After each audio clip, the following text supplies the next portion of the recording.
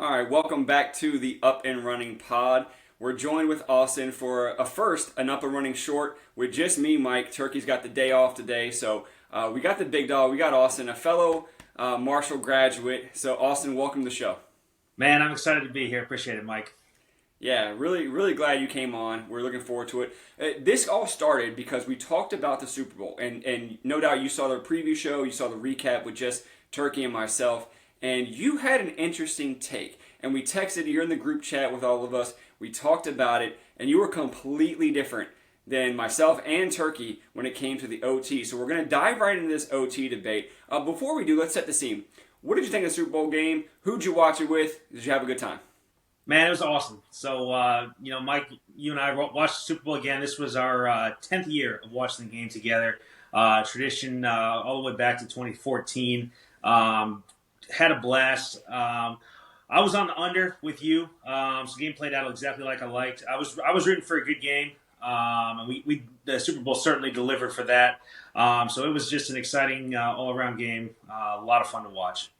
Yeah, it was, and it's always an absolute treat to have you over. My wife and I and Glory gets a chance to host, and she has a ball as well. We always enjoy the halftime show. Great halftime show, I thought, as well. But then the game shifted to OT.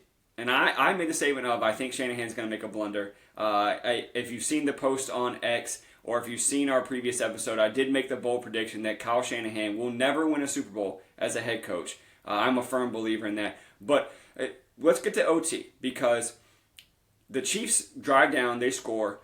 San Fran's defense is gassed. They're on the field to go to the coin toss. San Fran wins the coin toss, and Shanahan takes the rock. What would you have done? I'm still stunned. I listened to the recap, and the fact that y'all were on the opposite side of this made no sense to me. I am deferring. I want the ball second every single time, and to me, there's no. I can't understand why you would ever take the ball first. To me, it's simple. It's you guys made the comment that it's simple, similar to the college football overtime, and it really is. But on a bigger scale, obviously being in the Super Bowl, I just want the ball second. So, but here's my thing with taking the ball second. So you're saying that you would rather have the rock second, no matter who you have on the team, no matter what your fourth quarter just ended like, because that was my biggest argument. Because if I'm KC, I want the ball second as well. But if I'm Sam Fran, I definitely want the rock first and I talked about being under pressure. I don't want Brock Purdy to have the most pressure. I want that pressure to be on my defense because, again, we get a stop, the game wins. Because in all honesty, no matter what you do, if you take the ball first or second, your defense has to get a stop to win this game, no matter what, right? And so I wanted the pressure to be on my defense and not on Purdy because if Mahomes goes down and gets 7, and he's not a guarantee that he's going to. Everybody is making this guarantee like he was. They didn't score to the third quarter. So let's be honest, and a short field touchdown at that. So walk me through your decision. You're saying you're taking the ball second no matter who you have on your team, no matter the situation. Yep, exactly. And it's interesting you say that because you're saying your defense has to make one stop. I want the ball second because my defense does not have to make a stop if I get the ball second. And I think this is going to come into play as we go forward. Even if I give up a touchdown, I'm going for 2 if I score a touchdown every time. Andy Reid, Patrick Mahomes both came out and said they were going for 2. I don't think in these kind of games, barring something really weird like a mixed extra point, turnover, something like that, I don't think you're ever going to have a third possession. So I think the third possession is meaningless. And if you look at the analytics of just going for 2 in general, we'll take the situation out of it. You're going to get a 2-point conversion about 55% of the time. There is no coach that's ever going to go for 2 on that first drive. So if you're San Francisco, you go down and score a touchdown, you're kicking an extra point. Always. If somebody went for 2, more power to them. I think it might be the right play. I don't know what the numbers would back it up, but I think it could be the right play. But you're going to kick that extra point. So regardless of if my defense is gassed, okay, they're going to give up a touchdown. I'm getting the ball back. I now know I have 4 downs for everything. And I think you saw it at the very end of that first drive for San Francisco. If Shanahan had 2 downs to pick up that 3rd and 4 from the 11, I think he picks it up. I think the play call is totally different. On 3rd and 4, you can't give the ball to McCaffrey there. If you're down and you know you're going for it on 4th down, Christian McCaffrey's getting the ball at least once there, if not both times, to pick up 4 yards. So I think you're hamstrung in your play calling.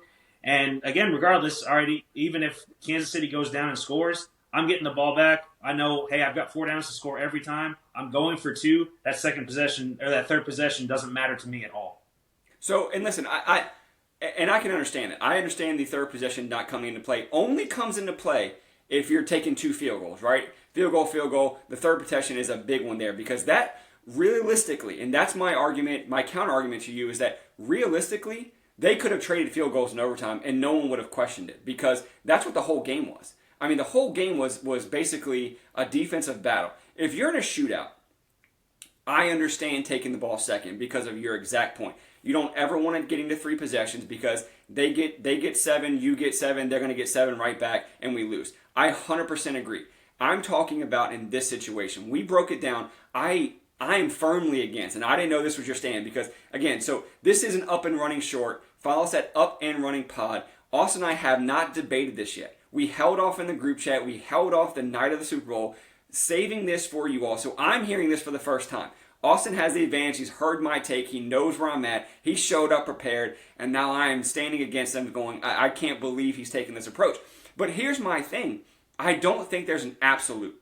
I'm firmly against that. There is no absolute decision that if I'm in this situation again, I'm definitely taking the ball second or I'm definitely taking it first. I think it's a case by case because this is, and to that point, I hate the college argument. They're like, oh, in college you always want to go second. Well, of course, you're on the 25. Of course you want to go second. This is not college. This is the NFL where you got to kick off. You have special teams, which we saw special teams muff a bunch, so there was problems there. So my thought was this. I agree in a shootout, take the ball second. But in this defensive struggle, San Fran was a 4th and 1 stop away from a trophy. Yep. So my thing was, I don't want the pressure. To your point, okay, so let's say we flip it. My counter argument. Now it's the 3rd and 4, like you talked about, from the 11, and Purdy's got to get there. You're telling me you're okay with Purdy having 2 shots at that to put the game on his shoulders. The reason he even got down that far, in my opinion, is because he didn't have the pressure on him. Giving people an extra down, I don't think alleviates the pressure. I actually think it adds pressure because you have to execute. If you don't, there is no more football. Purdy didn't have that. If he screwed up, there was still more football to be played. I understand that, yes. But, we got to take the kid gloves off Brock Purdy. This is his 2nd year in. If it's, Joe Flacco, who just came off the bench and was, on his couch 2 weeks ago, he's starting in the Super Bowl? Yeah, maybe. But Brock Purdy is a number 1. He was in the MVP discussion for a lot of period of this season. He wasn't necessarily my MVP, and I think he finished, 5th or 6th in the voting, something like that.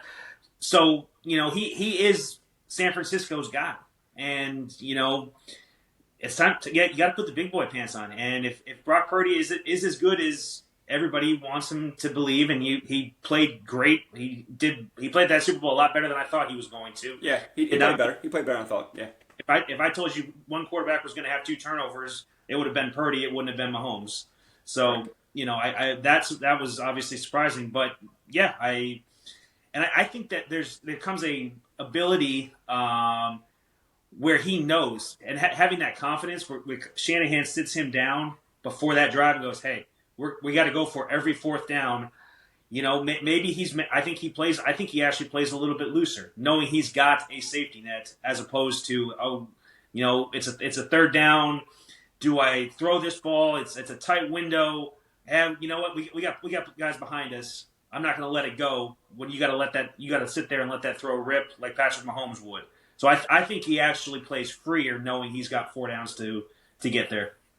Yeah, see, I'm the opposite. I think he's playing freer, knowing that if he screws up, his defense's guy's back. Because, in my opinion, now this is why I am for San Fran taking the ball, and the same reason why I'm for KC deferring and getting the ball second. I want my better half on the field with the pressure. KC's better half is their offense. Now, this year, statistically, the defense was much better than their offense. But again, you have Mahomes. He's been there. That offense has been high-powered. It's hard for me to fathom you're going to shut them down for 5 quarters, let's say, because OT, right? It's hard for me to fathom that. But again, KC didn't play that well in the entire playoffs. And for lack of a better term, limped their way to a Super Bowl win. But in San Fran's case, San Fran's defense is the better side of football, in my opinion. And so I want my defense to have all the information possible. I want them to be as fresh as possible to go against, arguably, the MVP. He didn't win it this year, but he's been a former MVP. He's quote unquote creeping on Brady, which we're going to get into here in a little bit as well. But I want my defense to have all the information possible because they know they got to stop 4 downs. They know they can't let them get 7 or whatever it may be, right? So I wanted that situation, which is why I also take the ball first. Now, the argument has been made that Shanahan didn't know the playoff rules or whatever.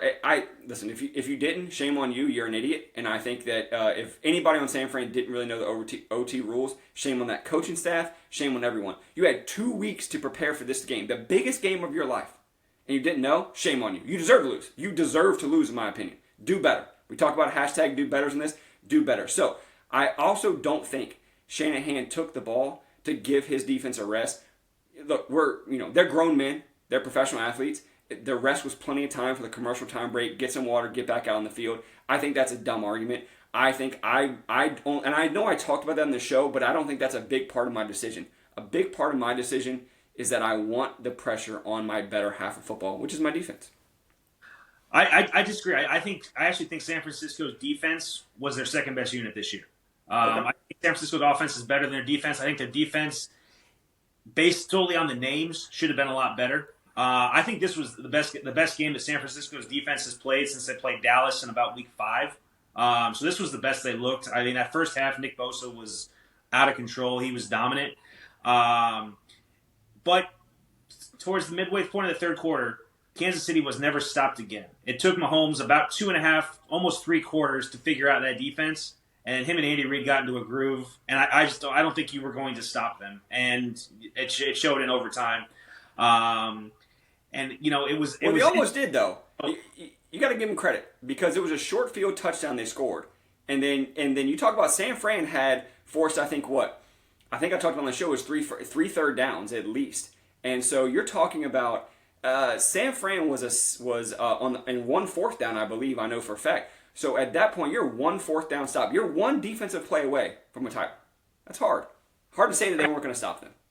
Correct, but to that same point, Mahomes knew he had 4 downs to get every play. So Andy Reid dialed up plays. So they got to they had a 3rd and 4 on that first 3rd down. They picked up 3 yards, got it to 4th and 1. I don't know that they probably don't run a run play there, knowing that they got to throw it. So now a 3rd down stop, they get the 3rd down stop, they're kicking off or punting it.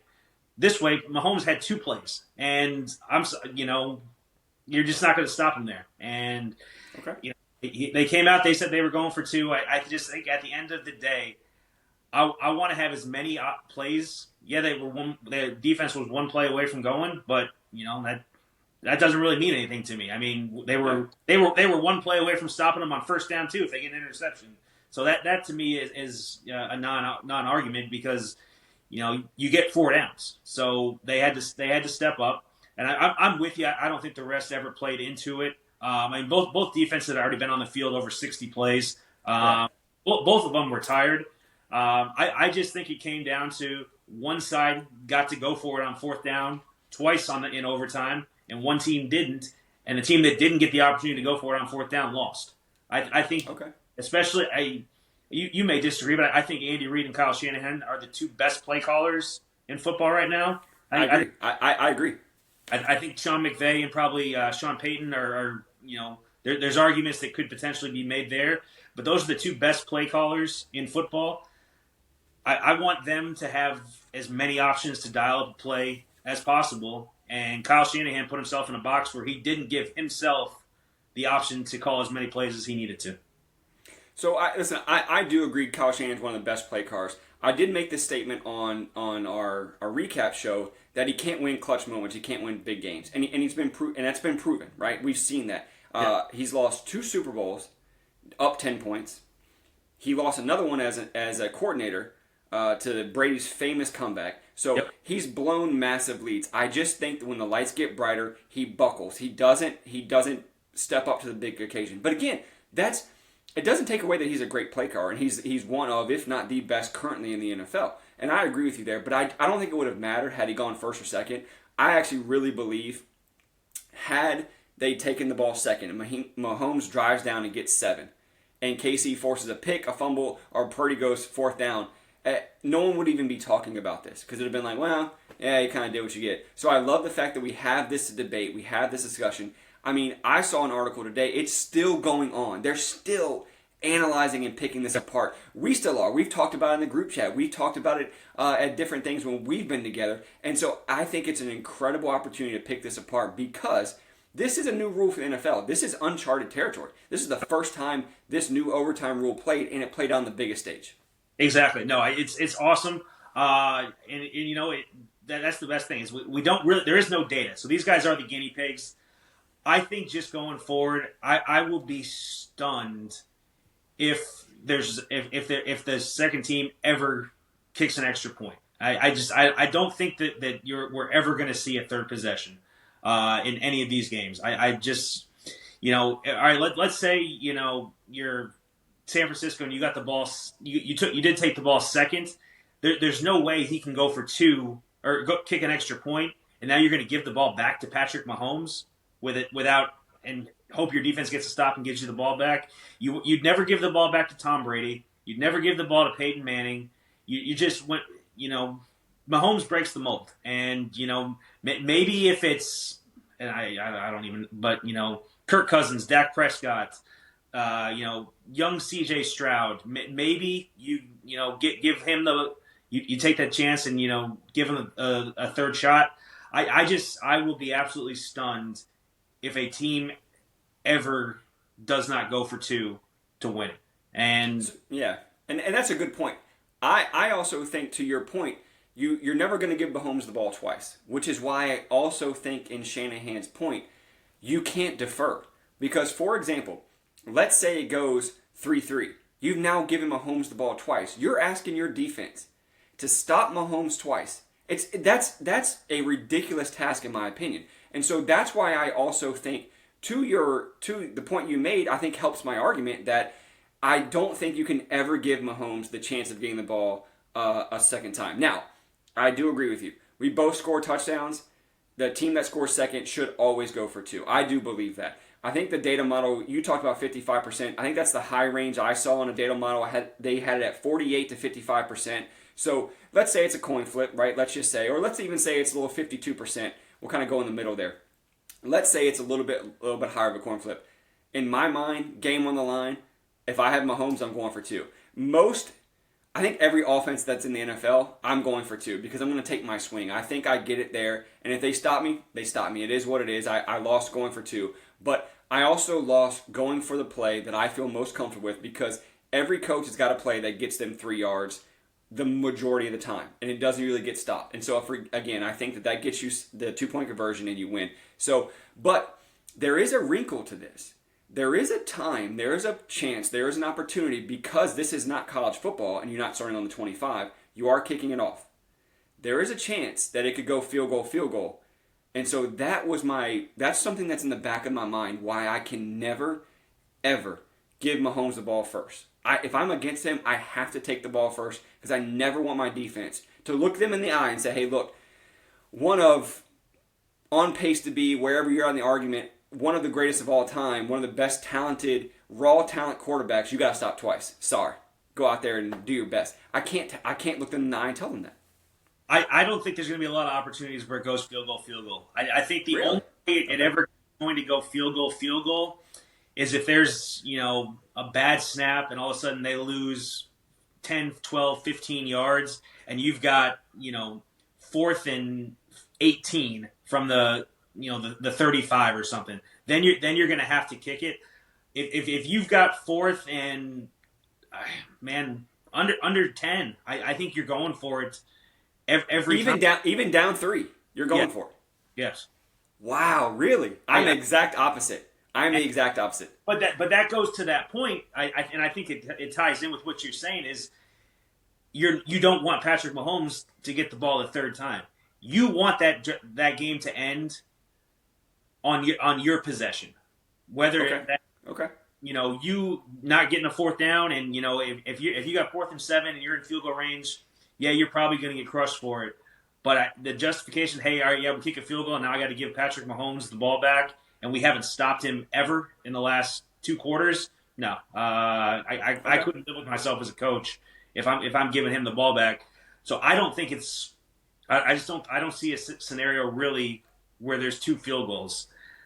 Okay, fair enough. I think one of the biggest ones is we're inside a dome, and if I'm just saying in a hypothetical, if we're inside a dome, there's no wind, there's no factor. I think a 4th and 5 from the 30, 35, somewhere between that range. I think people are kicking it. I also think really and truly at the 20. Anything under the 20, I think we're going for it. But I think 22, 25-yard lines, 4th and 5, 4th and 6, I think we're kicking 3, especially in a dome. We're outside. The weather is playing a factor. I can understand going for it. You want to take it out of your kicker's hands because I personally would. We know how I feel about kickers, but I personally would. But I think there's going to be an interesting scenario coming forward that if it goes 3-3, what happens? Is there, what happens on third possession? That's going to be an interesting one for us. But final thoughts. You're in overtime. You're in the Super Bowl. This happens, 5, 6 more times in your career as a head coach. If you are that head coach, are you deferring every single time? Every single time, I'm never thinking about it. You can give me Rex Grossman and that Chicago Bears of 2007, and I'm taking the ball second. It does not matter. I want 4 plays. I'm going to go down swinging. It's going to be 4 plays on my offense to pick up a first down. We're going for 2 if we score a touchdown and go 7-7. And like I said, barring a sack and I'm pushed back to 4th and 25 or something, I'm not kicking a field goal. I'm taking the ball second, and it's going to end on my offense. All right, fair enough. There it is. For me, you guys know where I'm at. I am, depending on the situation, depending on what's happening in the game. If we're in a shootout, I'm taking the ball. I'm taking the ball second.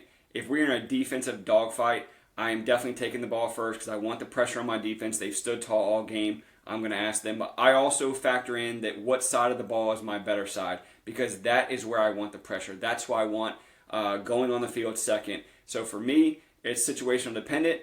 Austin's deferring every single time. You heard it here first. So Austin, final thoughts. Well, we know you're a Vikings fan. For those that listen, this is Austin's first time being on the show. We're definitely going to have him on in the future. So if the Vikings are in the playoffs, the Vikings get to that Super Bowl, Austin's screaming from the couch for them to take the rock second. Absolutely, and I will be pissed off if he doesn't. Understandable. So, again, follow us on X at Up and Running Pod. Austin's on X as well. His handle will be posted on the short.